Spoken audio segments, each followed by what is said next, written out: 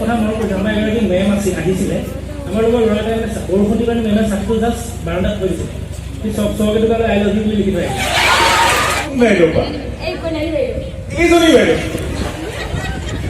বয়স বাঢ়িল নে ছাৰ আপোনাৰ নে ছাৰ এওঁলোকক বেছি মৰম কৰিছিলে ছাৰ সেই কথাটো কওক ছাৰ তাৰমানে পৰিৱৰ্তন ঠিক হোৱা নাই এতিয়াও ছাৰৰ ইমান খং কেলে আছিলে ছাৰ এইটো কিলোমণি বাইদেউ ক'ব পাৰিব ছাৰ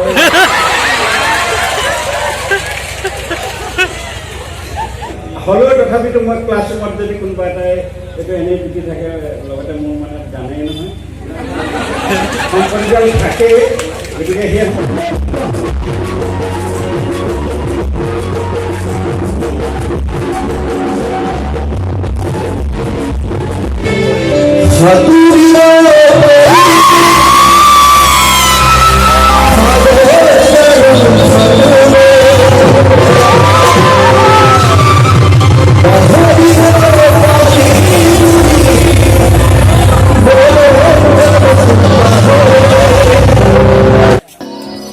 নমস্কাৰ আপোনালোক সকলোকে নতুন এটা ভিডিঅ'লৈ স্বাগতম জনাইছোঁ এই ভিডিঅ'টোত বৰদলনি কেন্দ্ৰীয় মহাবিদ্যালয়ৰ প্ৰাক্তন ছাত্ৰ ছাত্ৰী সমাৰোহ শৰতত সোণালী অতীতৰ কিছু ভাল লগা মুহূৰ্ত আপোনালোকৰ মাজলৈ লৈ আহিছোঁ আশা কৰিছোঁ ভিডিঅ'টো চাই ভাল পাব সকলোৱে ভিডিঅ'টো শেষলৈ চাওক খুব এটা সুন্দৰ অনুষ্ঠান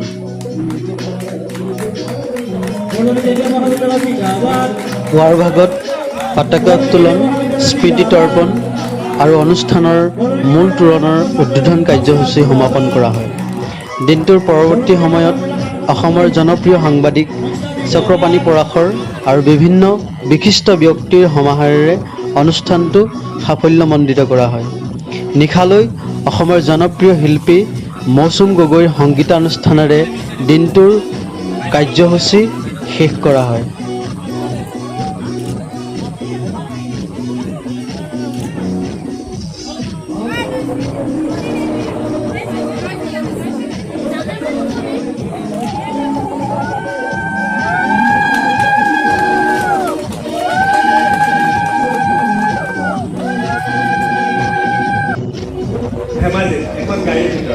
গাড়ীখন ক'ত আছিলে ৰাস্তাত আছিলে ৰাস্তাত ক'ত NH15 আছিলে তাৰপিছতে গাড়ীখনত কিমান সময়ত সিদ্ধান্ত হ'ল যে ইয়াত এটা অনুষ্ঠান কৰা যাব 2 ঘণ্টা সময় তেতিয়া কিমান মানে 8 PM বুজিছে গতিকে এনেকৈ এটা পৰিকল্পনা আৰম্ভ হ'ল আৰু সেই পৰিকল্পনা মতে আজি ইয়াত আমি একত্ৰিত হ'লো খুব ভাল লগা এটা অনুষ্ঠান হ'ল পৰিকল্পনা কেনেকৈ হৈছিল কোন কোন আছিল গাড়ীখন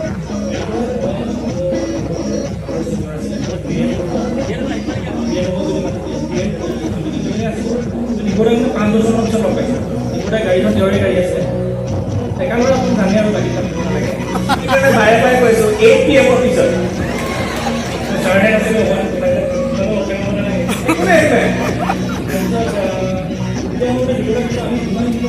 ভাল বন্ধু আছে যদি চিনিয়ৰ আছে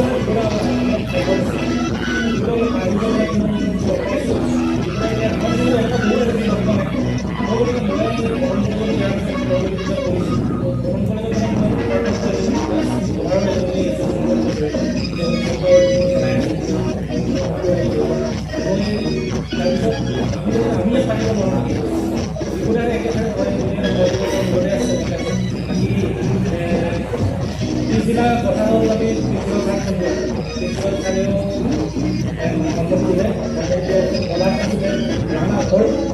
ঘূৰি আমাৰ কলাকাৰৰ ৰাণা কৰোঁ দিনতো এক্সাইটেড আমি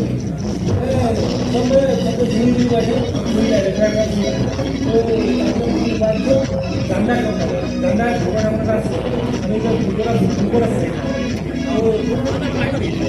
মই ঠাই আছে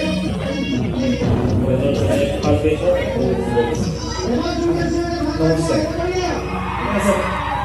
কোন বেটছত আছিলে ফাৰ্ষ্ট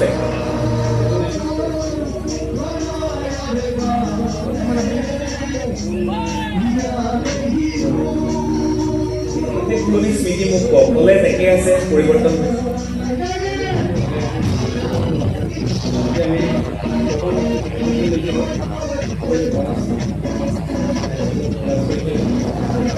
হাইস্কুল আৰম্ভ হোৱাৰ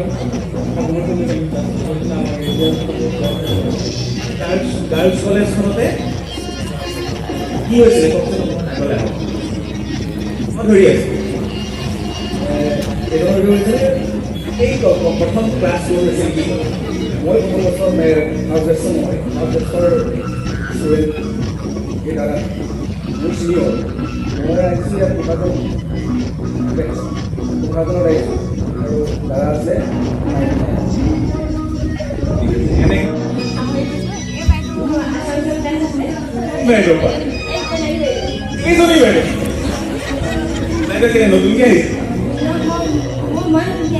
নতুনকৈ আহিছা বাইদেউ মাৰিলে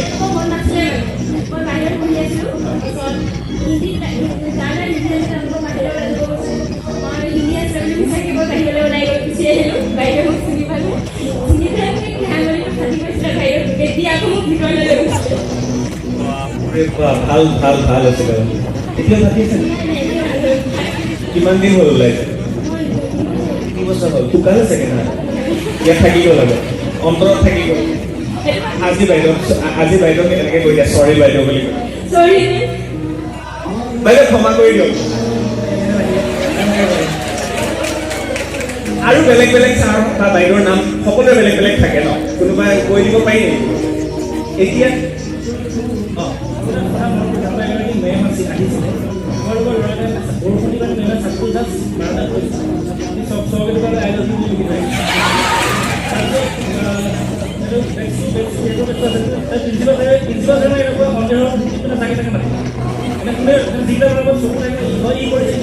ছাৰৰ ইমান কম কেলে আছে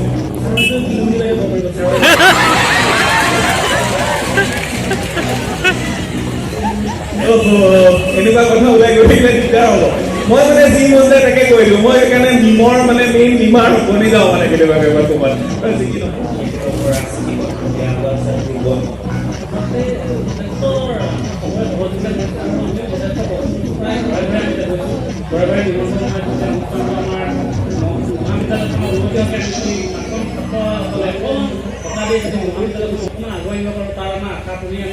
ৰাতি এদিনে একেবাৰে কৰি আমি মানে আমাৰ যি প্ৰাক্তন ছাত্ৰ তেওঁলোকৰ ঘৰে ঘৰে গৈ আমি নিমন্ত্ৰণ জনাইছোঁ আৰু সেইদৰে আমাৰ গ্ৰুপটো হ'ল গ্ৰুপ বুলি আজি ছ'চিয়েল মিডিয়াত যি গ্ৰুপ হয় সেই গ্ৰুপৰ দ্বাৰাই আমাৰ যথেষ্ট আগবাঢ়ি যাব ছাত্ৰ ছাত্ৰী প্ৰাক্তন ছাত্ৰ ছাত্ৰীয়ে ছাৰৰ কথা ইমানেই কৈছে ইমানেই প্ৰশংসা কৰিছে ছাৰৰ পৰিৱৰ্তন কিয় হ'ল বহুতে প্ৰশ্ন কৰিছে ছাৰক মই শ্ৰদ্ধাৰে আমাৰ অনুষ্ঠানলৈ স্বাগতম জনাইছোঁ ছাৰ নমস্কাৰ ছাৰ বয়স বাঢ়িল নে ছাৰ আপোনাৰ নে ছাৰ এওঁলোকক বেছি মৰম কৰিছিলে ছাৰ সেই কথাটো কওক ছাৰ তাৰমানে পৰিৱৰ্তন ঠিক হোৱা নাই এতিয়াও একেই আছোঁ ভিতৰি মানুহটো তাৰমানে তেতিয়া অলপ মোবাইলৰ ওপৰত বিৰাট এটা পঢ়া আসন আছিল এই যেতিয়া মানে হেৰি হ'ল ক'ভিড হোৱাৰ পিছতে মানে মোবাইলতো শিক্ষা দিয়া আৰম্ভ হৈ গ'ল নহয় এইটো অলপ স্বাধীনতা পালে তাৰমানে সেই স্বাধীনতাটোৱে এতিয়াও মানে কি হৈছে এতিয়া প্ৰতিটো ডিপাৰ্টমেণ্টৰ গ্ৰুপত হৈছে গ্ৰুপত মেছেজ গ্ৰুপত মানে নোট দিয়ে গতিকে অকণমান মানে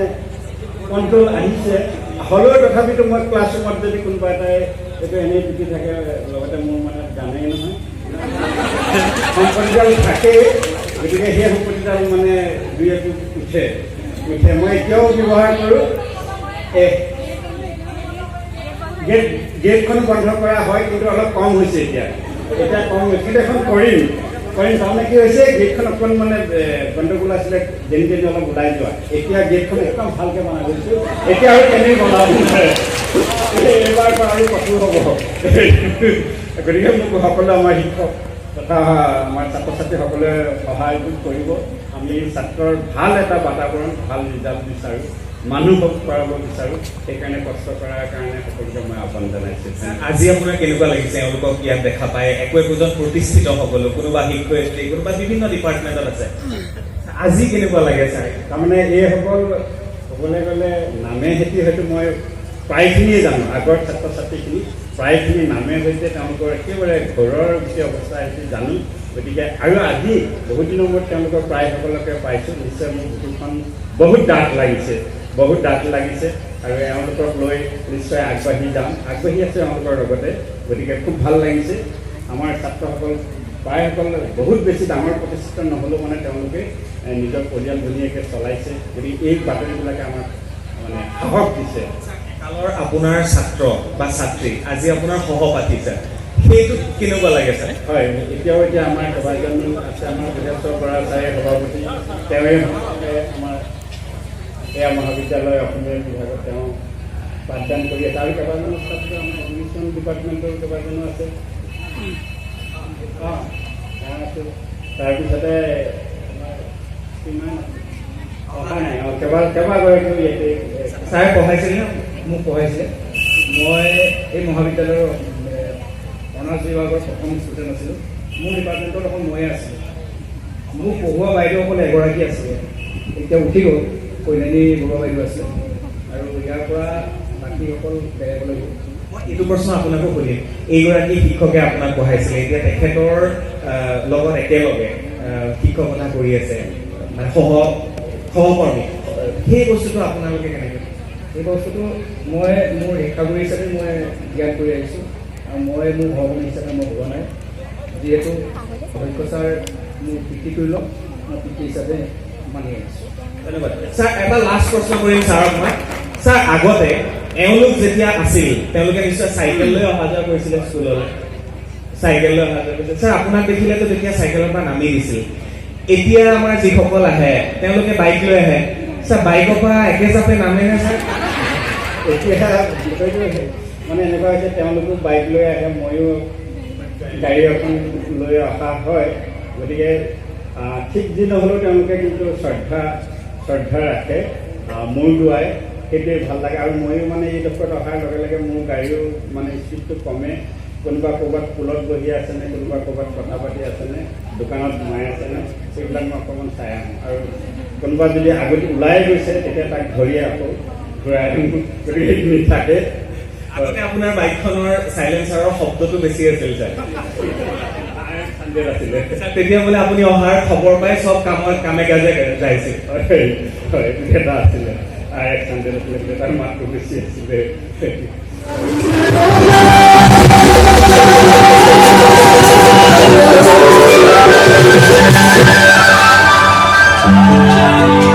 আচ্ছা, ইয়াত কিমান মানুহ আছে?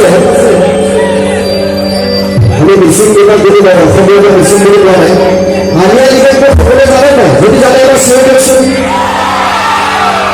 আমাৰ সকলোৰে কোনোবা এজন এনেকুৱা চিনাকি আছে মিচিং বন্ধু বান্ধৱী, আমি আলিয়া লিগাত খাবলৈ যাওঁ, তেওঁলোকে যেতিয়া লিগান কথা হয় নাই লিগান আপি চাই আকৌ হয়নে উদ্যোগ দিব লিগান আপি বুলি কয়।